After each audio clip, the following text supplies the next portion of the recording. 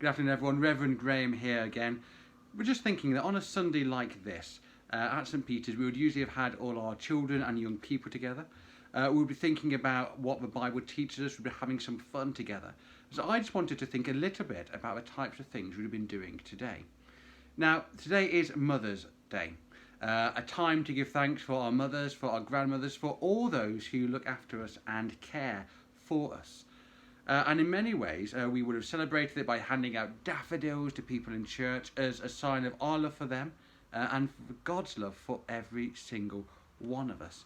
Now, for children, for parents, for carers, for adults, the next few weeks are going to look very different.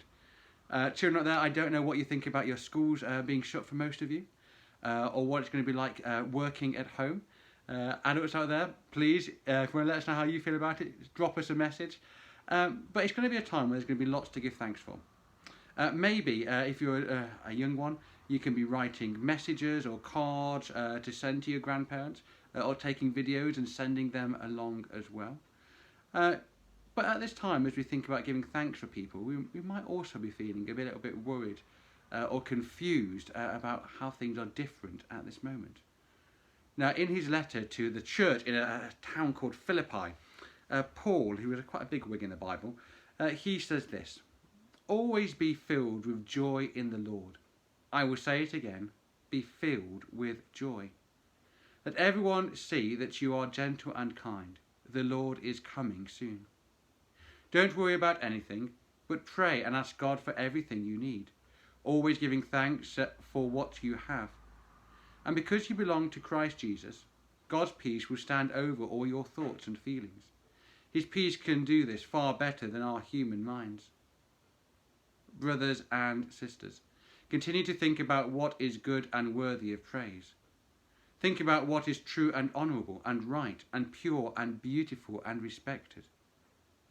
And do what you learned and received from me, what I told you and what you saw me do. For the God who gives peace will be with you.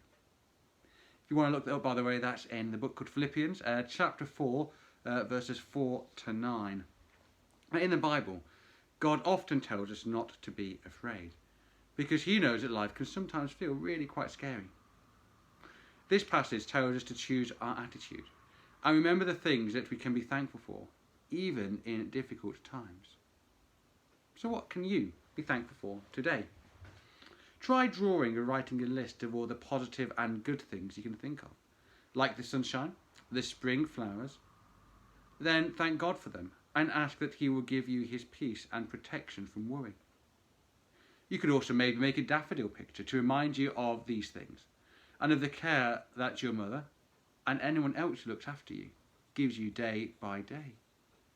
Maybe if you wanted to give it a 3D effect, you could use a cupcake case or a part of an egg box for the daffodil's trumpet. Thinking of those who look after us in general, doctors and nurses, are also working especially hard at the moment. So let's remember to say a thank you prayer for them and to ask God to give them wisdom and strength to do their job at this time. Now, I don't know about you, but in this family we often find that listening to a worship song or a hymn can be a really good way of helping us to sit back and relax. So if you want to listen to some music at home this week, go on to YouTube or Google or something like that, and what we would recommend is You Make Me Brave by Bethel Kids, or Oceans by Hillsong. So this week, whatever it brings you, whatever life is looking like, we're praying for you, and we're praying that you know God's peace at this time. Have a good one, and we'll see you soon. Bye.